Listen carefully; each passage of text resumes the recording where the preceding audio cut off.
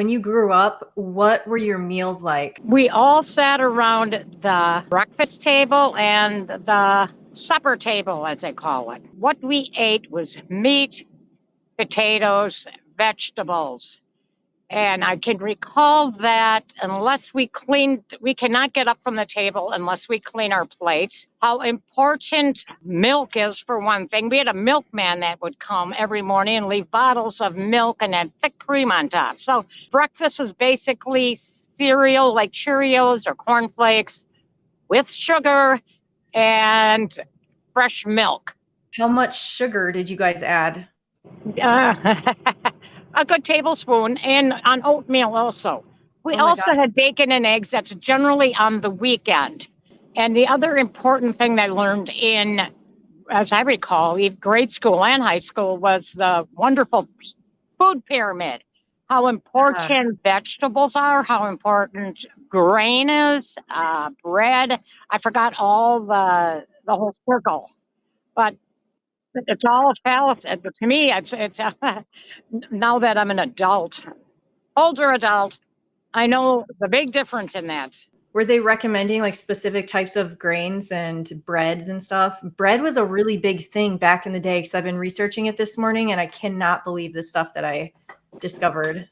We mainly had white bread, and that is probably the worst to have.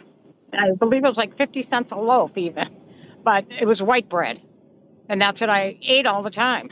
But what I got to tell you is in the 70s, when I was in high school, I've only known one teenager in my senior class that was overweight. There was no Mhm. obesity like it is today. Do you remember being in Thailand? That's the main time when it became obvious to me that we have a problem. I never noticed it because you're just used to it. I didn't notice it until living in Thailand and then coming back here, and then it becomes obvious that there's a problem.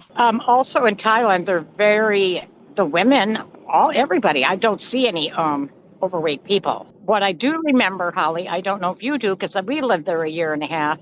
There is a scale everywhere in front of a 7-Eleven in the malls, and they're always weighing themselves. Oh, I remember that so well. I was afraid to go on it. But anyways, I don't think I've ever seen an overweight Thai person. Oh no, they're there.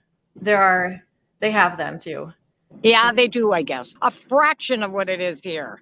yeah, it's just very rare and they get a really hard time if they are having weight issues. People are very blunt in Thailand, very rude, but not, like they're just blunt. Sometimes it's a bit much and a little like they might think that you're fat and you might actually not be. So when I was an exchange student there, one of my Thai host moms, she would tell me like all the time, that's really inappropriate actually, but she would tell me that I was fat and I weighed the same as her. I was the same size as her.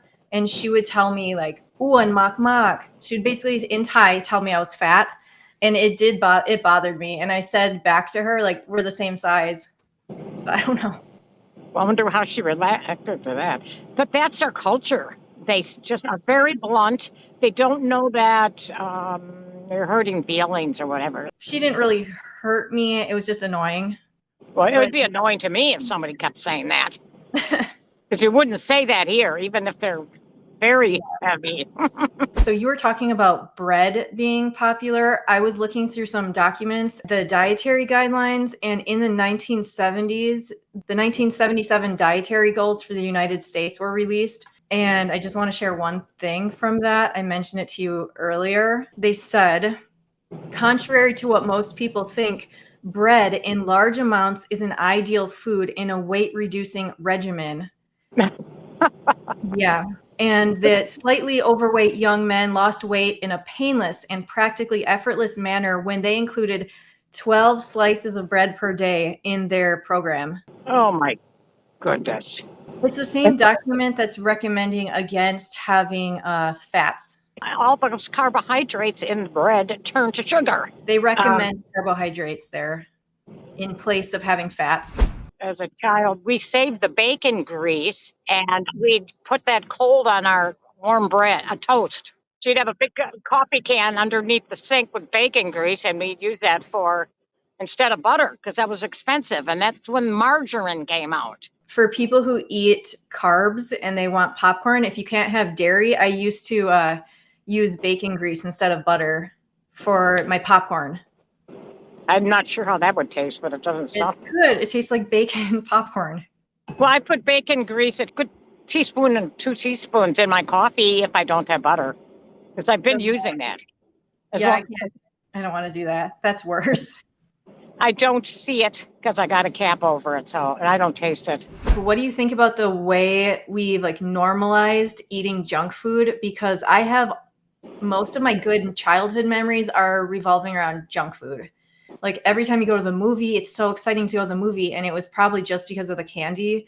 And then all the birthday parties and piñatas and cake and ice cream and Halloween. Everything's always been about candy. Even at school, when I was in grade school, they would reward us with candy. I And think, Halloween is coming up, and so they already have it all in the stores, all the candy. and you Um, said you used to go to dime stores. when I was young, about a quarter mile through the woods behind our house is a railroad track. I walked down there a good mile, and there's a dime store on this side road. Candy cigarettes, the taffy, the suckers, the Yeah. gum. That was worth the walk. I remember that very well. You also had the candy thing. Yeah, I don't think you know how much candy I ate sometimes. Like I lived on candy. That's all I ate sometimes for days was like taffy and stuff. Yeah, I would go to the gas station and the guy would give me taffy and candy for free. Oh, you got it for free. Okay. And no, you know how desperate I was? I told him I would stock the shelves if he would pay me in candy. And he did. You brought back a memory, Holly. When I used to go to the doctor when I was a kid, they'd give you a sucker when you leave. Oh my Did you gosh. ever have that? I remember that. They give you a sucker. They used to do that at the bank too. They would always give me, yeah, I remember that in Oh, Arizona. yeah. They would give me a sucker at the bank, and then at the grocery store, they would give me a free cookie. Do you remember that in Arizona? Yes, yes, yeah. Oh, is That's that terrible? And I think back to this stuff now. I remember also when I was growing up, you went through like a low, not just you, I did too. We were brainwashed that low fat was like the most important thing ever. Stay away from fat. So you're using margarine and all whatever. And then like low fat everything and calories. That's what I remember was like ingrained in my brain. And I would buy 100 calorie Oreo cookies in little individual packets. I mean, it was a box of them because I actually thought that was supposed to be good for me because it was low calorie and low fat. Mm-hmm. Anything about sugar or terrible toxic ingredients, still to this day, when I'm making something and there's a lot of fat, like if I'm making a roast, part of me like wants to get rid of the, like I really don't anymore, but I'm so brainwashed from when I was growing up that I feel like I need to dispose of the fat, No but longer. I don't Now do it. it's my favorite part of meat. I ask Bill, I'll take his if he won't eat it, because you actually have a craving for it. I just spent so much money on buying chicken skins because of craving that. And I feel like you could make you could use it and put like meat in it and like make something really weird.